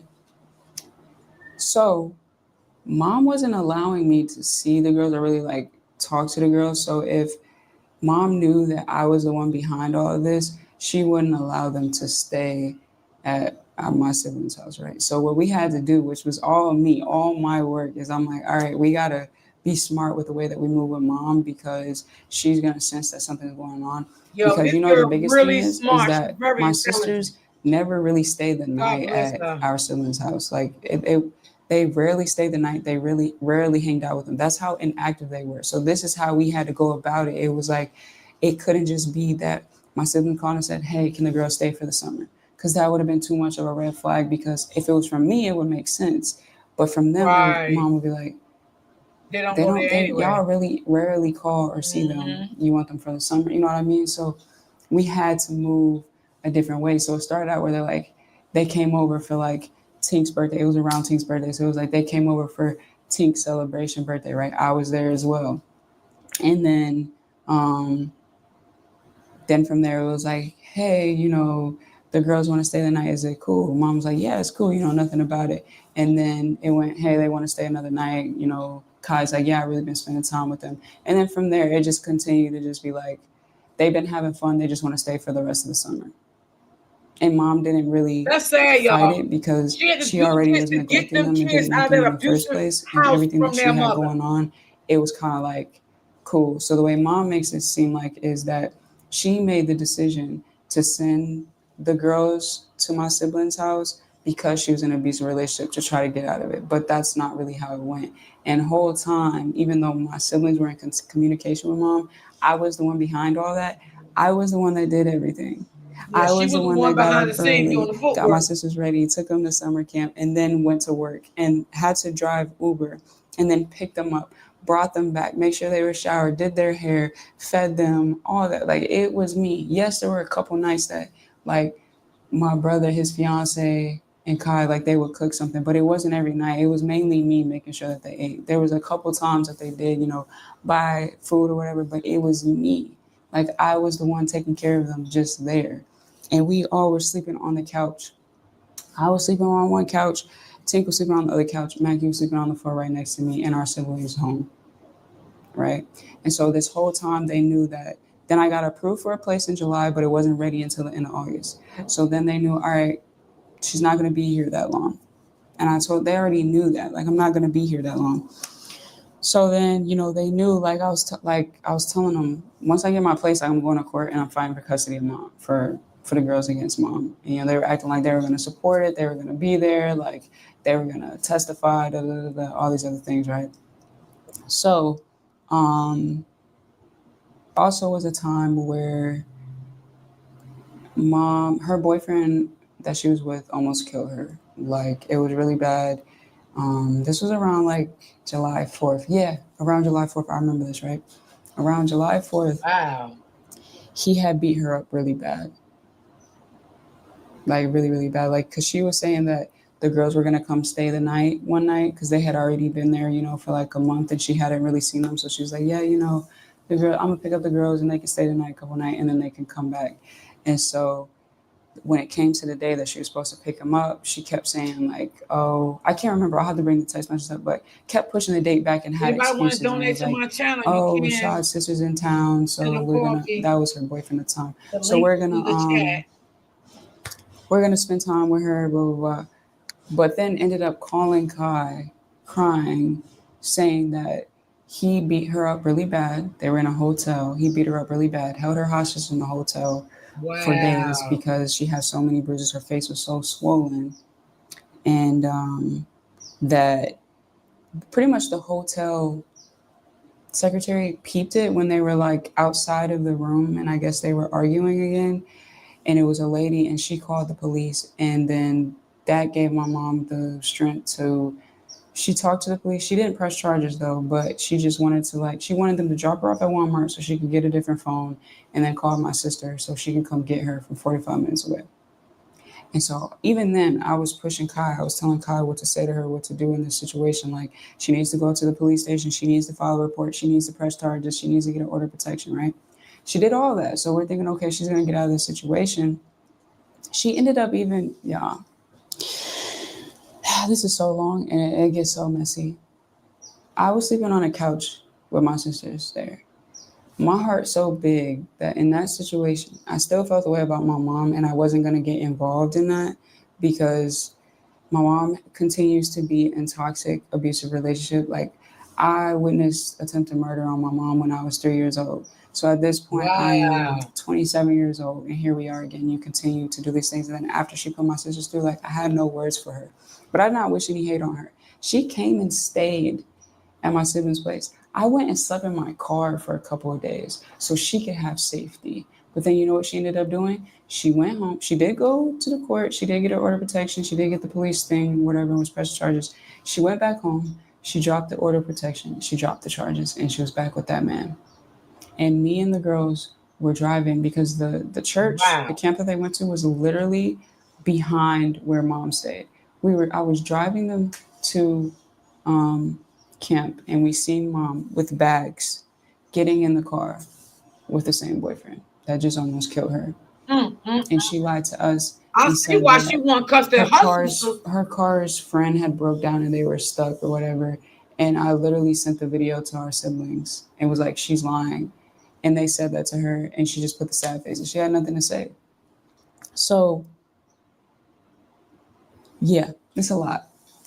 So that was another reason why I kept, then that was something else where whenever mom would try to be maybe not wanting them to stay for the whole summer, I would tell them to say she's in an abusive relationship and it's not safe. I know Aisha's daughters, kids got stories. There was that as well, which that was a big reason why what I mentioned in court when I did go to court was that mom was in an abusive relationship and the danger that it put my sisters in because she still went back and that I was worried that my sisters would be in the crossfire of that. So I got my place August 31st. That's when Hennessy came from New York. The girls were me. Yep, We were I in the remember new she got place that after being place. homeless. I went to court. I went to court a week later. I got permanent full custody with everything that I mentioned about, the abuse. But the main factor was, when the judge asked mom, can you have your kids right Oh, now? so She this said must be no. the She didn't update. So have she nowhere did get to safely custody. have them. She had just got evicted actually due to her poor choices and everything with that situation. So she was staying with a friend. And then they asked their dad, can you get your daughters right now? Because he was like, oh, I didn't even know they were with Bree, blah, blah, blah. How do you not know who your kids have been with for the past 3 months? Because he's not active. So the reason I don't really speak on him much yet is because he's a deadbeat. He don't exist. So that's why. So both parents said that they couldn't See, have the their kids. father's So the a judge had no deadbeat. choice but to give me permanent full custody. And from from June to December, I had my sisters. I had permanent full custody from September to December, so about 2.5 months. And then December, the judge ordered my sisters to go back. But during that court process, siblings were nowhere to be found. Didn't show up to court. Weren't calling me to check up on me, make sure I was good while I was going through that battle, going through that fight. Didn't check up on the girls. Like I said, they came to a few of Tink's basketball games, came to Mackie's birthday party, but other than that, staying 10 minutes away, they weren't around. They weren't active at all. It was all on me and Hennessy. So yeah, there's that. Wow. Back to the messages.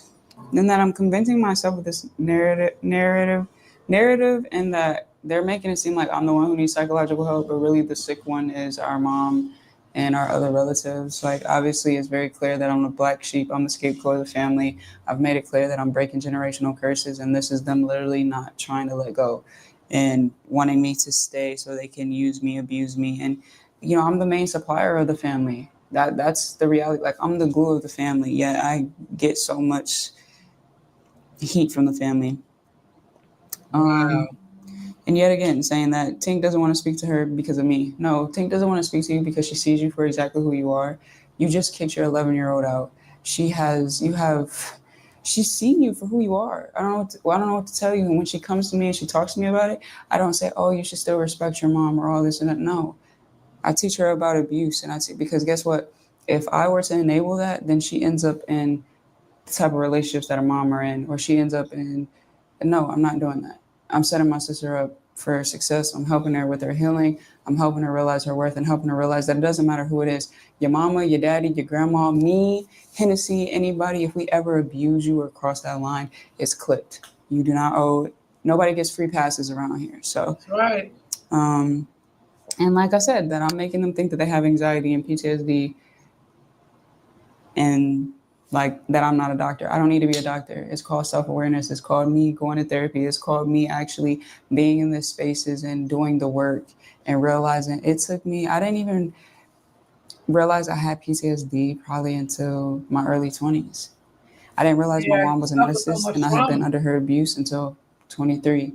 You know what I mean? So like I'm still freshly of like reprogramming my brain and reconditioning myself. So you don't have to be a doctor to realize that a kid has PTSD. You don't have to be a doctor to realize that they need evaluation. Have you gotten them evaluations? No, I'm just a liar, right?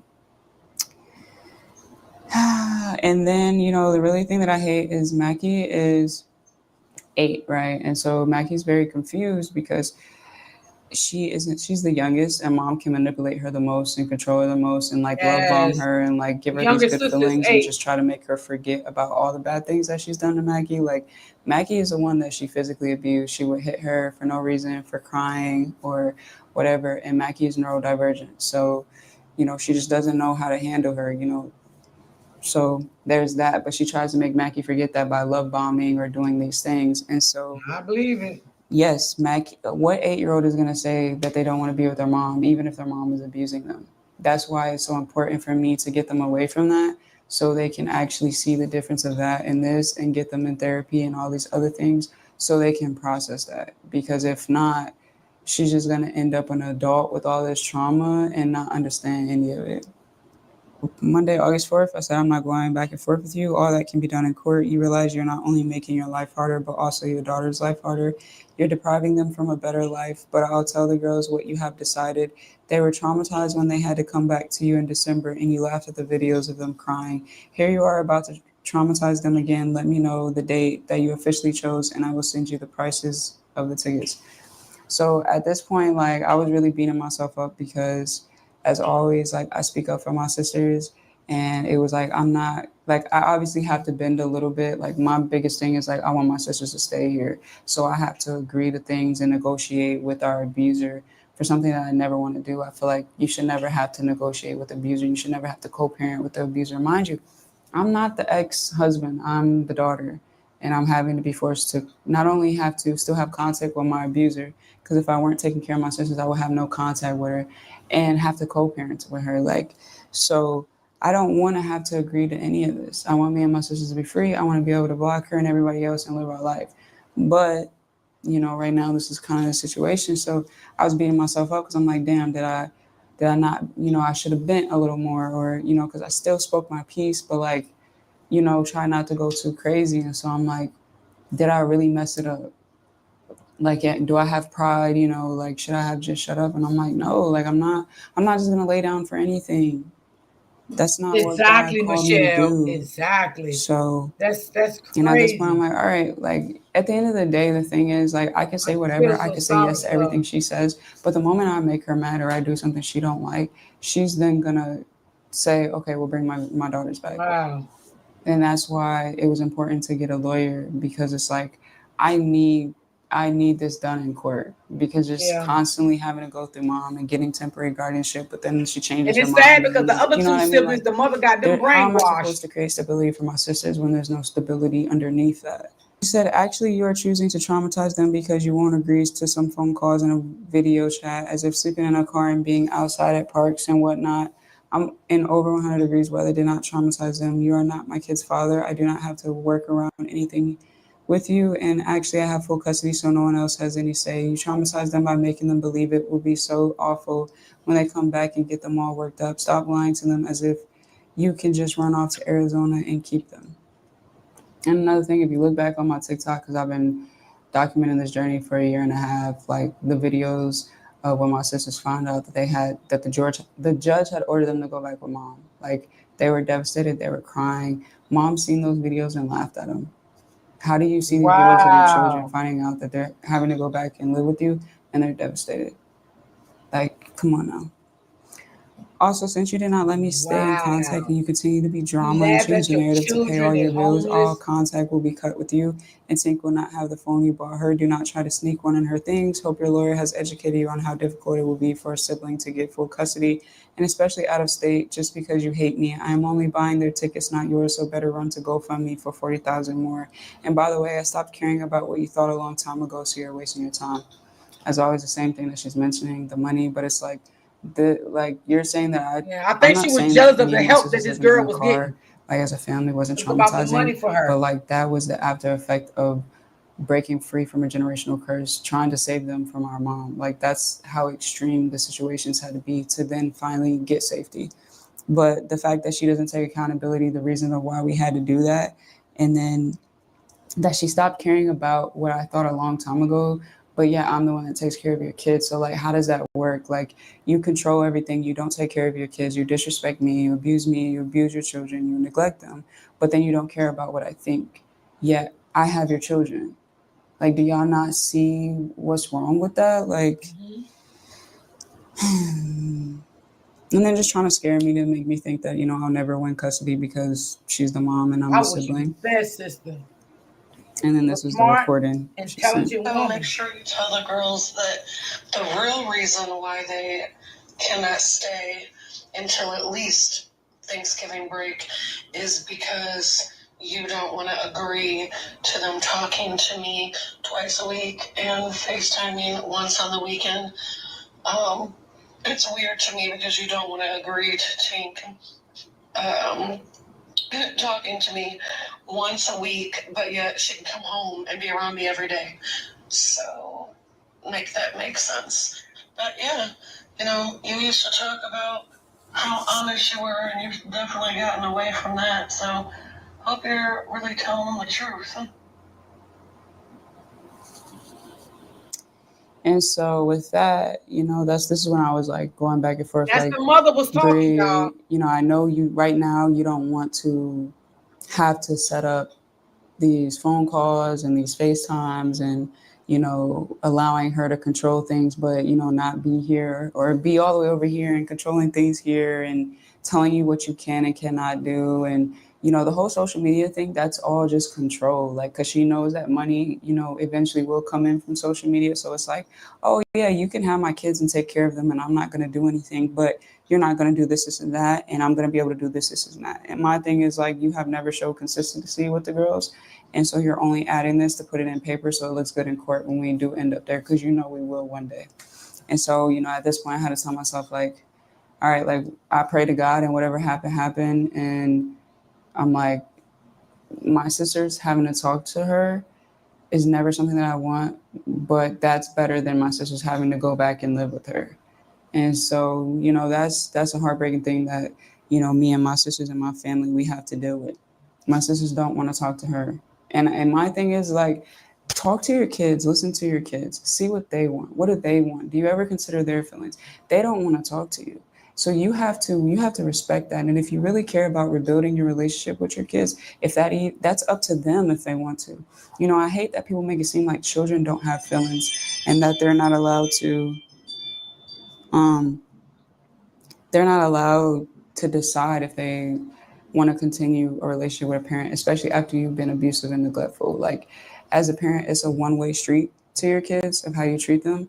And so if you don't want to put in that work to do healing and try to repair that, knowing that your kids are hurt and traumatized because of you, like, you cannot just force them. So she just tries to force these things, and I don't like that. So I just said, this is August 4th. I agreed to everything but the social media part, just not exactly what you wanted. I have no control over what you decide. You are about to drag them through unnecessary things. That's not my choice. Only thing I can control is taking it all to court. You do everything by force. You don't actually have conversations with your kids to see what they want or listen to how they feel. They know the truth and they have told you how they feel about it over and over again. She said, I didn't say you had to do anything about social media, like force you to. Just said you shouldn't put them in there anymore, and you wasn't there with me when they was back with me, so not even going to go down that road.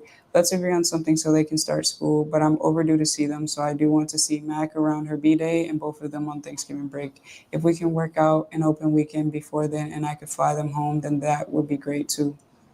Tuesday, August 5th, I said, write out what you want me to type on the form. I will send it to you to review, and if I need to add anything, we can do a weekend like the first week of September 5th to the 7th. What dates for around Mac's birthday? Mac's birthday is October 19th. And Hennessy's birthday is October 13th. They're both Libras. Their birthdays are literally 6 days apart. I said, if we agree on everything, I would like to get them enrolled in school by the end of this week so they can start the following Monday, as school has already started here for 2 weeks now. I would need the guardianship paper as well as possibly their birth certificates to enroll them and their transfer records from both schools, which I might be able to get emailed to me, but I'm not sure. She said Wednesday, August 6th, okay, I have read your messages in its entirety. I will write everything out tomorrow and make the calls about the school transfers to see what will be needed. I've started then Thursday, the next day, August 7th, I've started the letter, but I got called to babysit a friend's 2 little girls because she had to go to the hospital and they were both still up. I'll try my best to finish tomorrow. I text back, okay. Cedar Ridge also left a voicemail asking if Mac was returning. Mac's school, I don't know how, with when I had permanent custody or whatever and my number and stuff was still in the system, they have mom, but they have my number. So they called my Mac's school in Illinois, called my phone number thinking it was mom, saying that they have on the records that Mackie's supposed to be returning, but she's not registered. So they wanted to know what was up. She said, okay, thank you. Tuesday, August 12th. So last time that was August 7th. 8th, 9th, 10th, 11th, 12th. 5 days later. This is my letter from my daughter, Brielle Clark, to enroll my little girls, Mayana F. and McKinley L. school out in Arizona. I have agreed to allow them to stay with her and start school out there until we reassess on Thanksgiving break of this year, 2025. I'm doing this because my daughters really like it there and want to start school there, but I still want to be included in their lives because I am uncertain on how I feel about them moving there permanently. I want to talk on the phone to them at least twice a week for a minimum call of 30 minutes. We can work out days and times, and I would like to FaceTime once on the weekends for at least 30 minutes. I work weekends, but I would like to see them for a weekend in October, close to McKinley's birthday. Also, I would like them back home here in Bloomington, Illinois for Thanksgiving break. I'm giving her full permission for if they need medical attention or anything involving their education, including enrolling them. Then she said, did I leave anything out? Sorry, it was delayed. I've been staying busy to run from the grieving about my dad and working 2 jobs. What do you need exactly from the last schools? Have you asked their schools there? And I work today from 2 to 11. I said, thank you. I will get it typed up and sent to you. What's your email again? You'll have to print it, sign it, and have a witness sign it, and then scan it back to me. You can do all that at the library. They can help you. I haven't contacted their schools because I can't do anything without any guardianship paperwork. I just need you to call Cedar Ridge and Evans to let them know that I have temporary guardianship so I can get their transcripts to transfer them to an out-of-state school, or you can see if they can email them to me, whichever is easier. My email is blah, blah, blah. Then I can contact their schools here to see what they will need. She said, okay, I will call tomorrow. Email is, and then she asked, what is the city in AZ? So I told her, right? But I haven't given her my address. She said, okay, thank you. This Wednesday, which was, the Wednesday that just passed last week, was August 13th. So we were texting that August 12th. The next day, I had the paperwork. I typed up everything on the paperwork that she wrote out. I wrote a letter. I left spaces for her to sign, and I sent it to her email. So all she had to do was go to the library, print it off, sign it, have a witness sign it with her, scan it, send it back to me, and I could have had it signed that day, right? I said, I just sent 3 separate documents for you to sign to your email. 2 of them are the same temporary guardianship papers you filled out before, 1 for Tink and 1 for Mac. The third one is a letter where I wrote everything you sent me. It was too long to put on the temporary guardianship form, so I made an additional document. You'll sign on the bottom of that where there is an X. I'll sign under yours on the second one. Very. I also wrote in the email what pages to sign and make it easier, but if there's any confusion, just let me know. Once you get it signed with 2 witnesses, scan it to my email. I will sign and then send you the final copies. I sent that to her Wednesday. She didn't text me back until Saturday, this past Saturday, which was August 16th. And she said, I just got out the hospital. I'm headed to work. We'll try my best to go to the library tomorrow. Today is August 19th, y'all, like I said.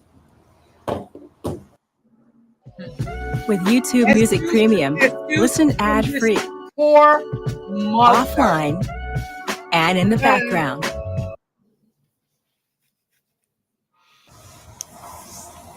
I still have my sisters.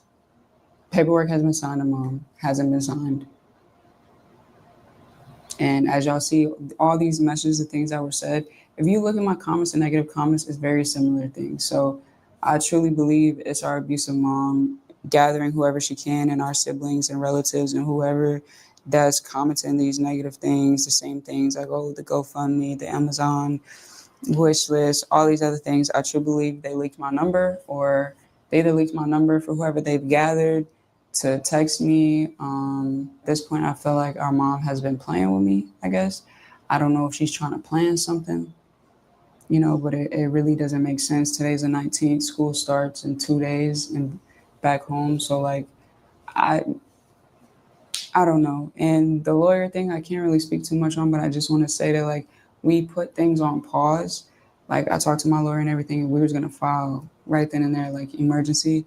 But since it was in the works and Mom was saying that she was willing to extend it, he was like, that's the best route. If she's going to willingly extend it, that will save you money and time. Just see if that works out. So this is what I just been waiting to see if it's going to be extended. Because if so, she's willingly giving me that. And my biggest goal is to just have my sister stay here for however long it is, right?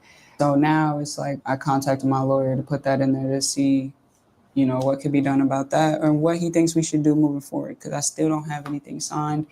It's August 19th, y'all. A lot of people are asking, are your sisters going to school? I've been trying to get my sisters enrolled in school here. Mom hasn't done that.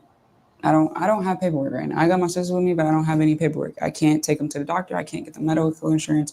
I can't get them enrolled for school. They're just here. It's sad. Right? So, that's a lot of the things that I think you guys don't understand because I don't talk about it, is until I get this paperwork, I can't get the things, I can't even give my sisters the bare minimum of care. And that's what I don't like, because Yeah. I like to take care of everything. Before we even get them enrolled here, I gotta find them a doctor. I gotta get them into a doctor. I gotta get them physicals. We gotta go to the dentist. We gotta go to the eye doctor. Honestly, I'm just about to pay out of pocket for that, I but can I don't believe even you, know if I'm Lisa. gonna be able She sound to, like she a because I no snake. longer have updated paperwork. So like, I'm waiting on this paperwork for so many other things more than just enrolling my sisters to school. But this is the real raw journey of dealing with I a hope she get her narcissistic sister, parent though. I that abuses really and do. neglects their kids, and I'm I'm rooting that taking she care get of her them, sisters. and they don't want to even do the simple part of just signing paperwork. And so now it's just a waiting game. But yes, I have my sisters. I mean, and I'm just waiting, and I don't know what's going on right now, but by August 21st, she's gonna have some consequences, because if she doesn't have them enrolled for school there, she's gonna start getting calls there. They're not in school, so we'll see. She said she was gonna send it yesterday, didn't get it. I personally think with all these messages and stuff, I don't know if Well, at least she I got don't know what's proof going too that on, but she just has know been I'm reaching prepared for out to whatever. mother. God is our greatest protection, and just keep my family in your prayers, because like this is really sick and it's really crossing the line. But it's not unheard of, and it's not unknown that retaliation definitely happens against people who speak out on abuse. And so I Yeah, have that's true. screamed on the top of my lungs about what my sisters have gone through, what I've gone through, and yeah. But I'm not worried. Like I said, God is my greatest protector. It's Chanel in the glass door for me, bro. She wants to come out here so bad. God is our greatest protector, and I stay prayed up, and we are forever covered. So yeah, I just kind of wanted to get this video out there, because it's something that I just wanted to address before I continue on with the rest of the videos. And yeah, it's a lot, man. Wearing these shoes is heavy, but man, can't stop, won't stop. I'm gonna smile through it all, no matter what. Keep that faith. And I just know God's working. The devil is obviously working, but God works so much harder. Amen. So I'm out. Finally made it without the camera dying. Yo, this girl is a smart, very educated girl, and I hope that she definitely get custody of her siblings. I'm praying for her. I'm definitely praying for her. 17-year-old Ethan Walker entered the Franklin County courtroom with a chilling display of arrogance. Not today. I'm definitely rooting for her. I want to keep up with her journey. Tomorrow, I may do some of her videos, like when she was first moving into her apartment. She's moving like a snake, Miss D. The mama yelled. Lisa, that's how they move. Yeah. The mamas, yeah, baby, that's how they move. I feel you and I believe you. But tomorrow, what I probably do is play some videos of her, how happy she was when she first found the apartment, when she moved into the apartment. So I'll probably play some videos of that tomorrow, at least 2 videos of that tomorrow. But she was very happy when they found the apartment and stuff like that. They was very happy, and all the things that she was getting from the supporters. And like I said, she came out and shared her story, and she blew up. She blew up. And the mother started getting jealous and getting mad, saying she was exploiting the girls. No, she came out and told her story. Sometimes you have to tell your story sometimes to get the help. She was in need. Oh yeah, I know you was talking about the mama. I knew that, Lisa. I knew you was talking about the mama. She needed the help, and she put a GoFundMe up, and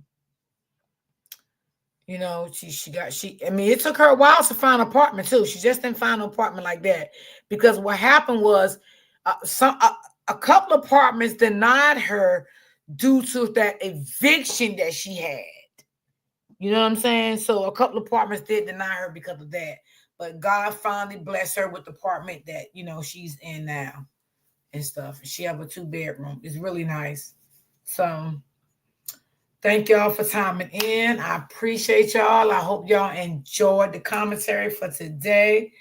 Tomorrow, I'm gonna do 2 more stories on her tomorrow. So I appreciate everyone that timed in with me today. I definitely do appreciate you guys. Thank you, thank you, thank you. Thank you so much, Lisa, for staying and timing in. I appreciate you. Thank you so much.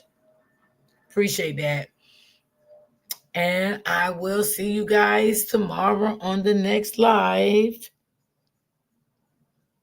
Thank everyone that came through. Lisa, Brittany, both of the Britneys, whoever else, I don't know who else was in here. But I want to say thank you so much. I appreciate you guys. And I will see you guys tomorrow on the next live. Peace and love. Enjoy the rest of your evening. Be blessed, stay blessed, and always remember to keep God first. I love you all, and I will see you all tomorrow. Peace and love.